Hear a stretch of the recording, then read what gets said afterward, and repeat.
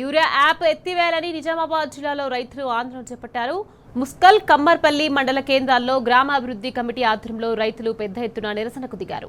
BRS నేతలు, కార్యకర్తలను పోలీసులు అదుపులోకి తీసుకోవడంతో తీవ్ర ఉద్రిక్తత నెలకొంది. యూరియా యాప్ విధానం వెంటనే రద్దు చేసి మాన్యువల్ పద్ధతిలో యూరియా అందజేయాలని బీఆర్ఎస్ నేతలు డిమాండ్ చేశారు.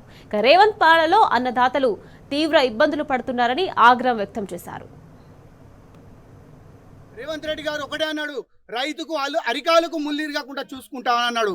అయ్యా రేవంత్ రెడ్డి గారు, మీరు చేస్తుంది ఏంది? మీరు చేస్తున్న పాలన ఏంది? అరాచకమైన పాలన చేస్తున్నారు.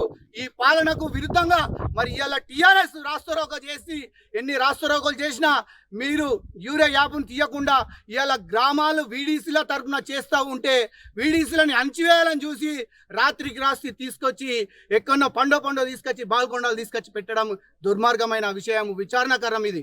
మరి గ్రామస్తులు అంతా కలిసి గ్రామంలో ఉన్నటువంటి మరి కుల మతాలకు అతీతంగా ప్రతి రైతు ఇవాళ కమ్మరిపల్లి రోడ్డు మీద ధర్నా చేసి మరి ఈ ప్రభుత్వం ఏదైతే రైతు విధానాలకు వ్యతిరేకంగా అవలంబిస్తున్నటువంటి ఈ యూరియా యాప్ తెచ్చిర్రో ఆ యాప్ ద్వారా చాలా ఇబ్బంది అవుతుందని చెప్పేసి రైతులు మరి ఈ ప్రాంత ఎమ్మెల్యే బాల్కొండ ఎమ్మెల్యే ప్రశాంత్ రెడ్డి గారు మరి ఎంత ధర్నా చేసినా కూడా ఈ ప్రభుత్వానికి నిమ్మకు నీరెత్తినట్టు కూడా మరి స్పందించడం లేదు.